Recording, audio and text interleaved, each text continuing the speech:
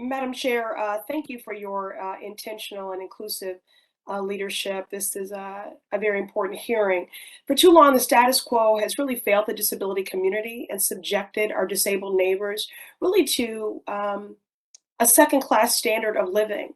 Today, we've certainly heard many compelling facts and figures which do underscore the complexities of navigating this fundamentally flawed system, particularly for our neighbors and our loved ones in the disability community.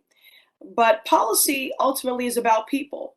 It's not a document on a shelf, it is the lived reality in our communities. Policy dictates quite literally who lives, who dies, and who thrives. So I want to talk about one of my constituents from Cambridge, who we will call Mr. James. And Mr. James, say he develops long COVID. Conservative estimates put that at a community of about 8 million right now. So he develops long COVID, like millions of others, as a result of this ongoing pandemic. He experiences symptoms like chronic fatigue syndrome, cognitive dysfunction, and then he begins to struggle at his current job.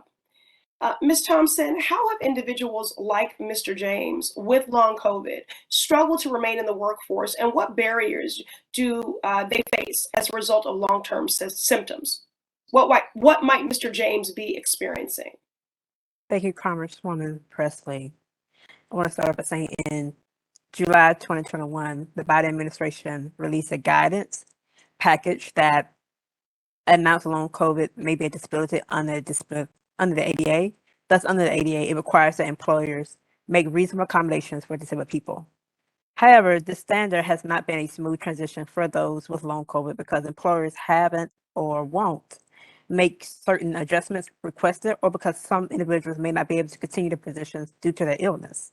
Some of the accommodations that can be worked is allowing people to work from home, which offers flexibility around schedules, adjusting work styles and dress codes, which allows for long COVID, which is easier for long COVID haulers, and be able to sit versus stand in case someone works in a shop, have an office nap room, quiet area for rest, storage areas for medication, temporary shift and responsibilities.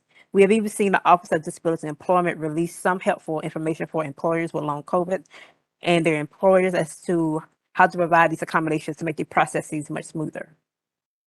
Okay, very good. Thank you.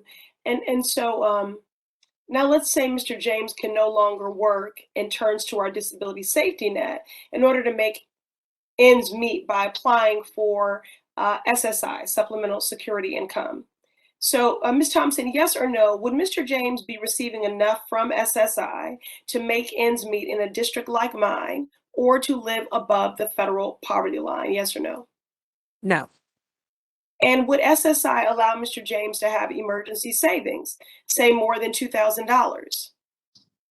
no, not with the current limit. Okay. So to be clear, Mr. James develops long COVID. His symptoms render him unable to work.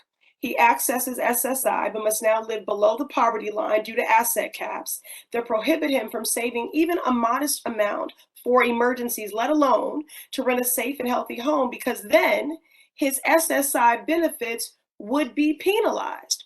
I agree with what Mr. Foley said earlier. People don't need to change, the systems do. And if Mr. James's disability requires him to move a wheelchair, to move to a wheelchair accessible home, Ms. Thompson, what are the challenges that Mr. James will face in trying to find an accessible home in today's housing market in, say, a Cambridge in my district? Where as a fellow wheelchair user, I understand this issue completely.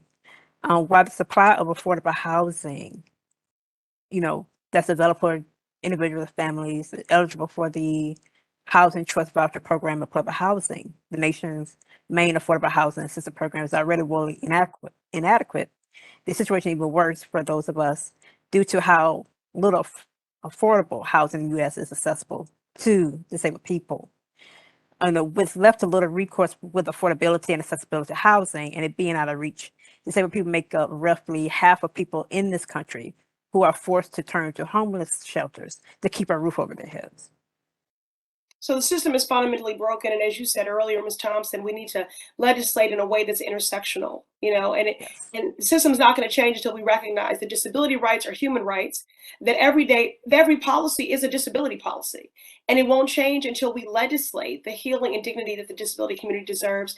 I want to request unanimous consent to submit into the record a report published today by the Center for American Progress titled "Removing Obstacles for Disabled Workers," which would strengthen the U.S. labor market. And finally, to those that are visually impaired, and top of this, I'm a Black woman with a bald head, wearing a gray top and hoop earrings. Thank you.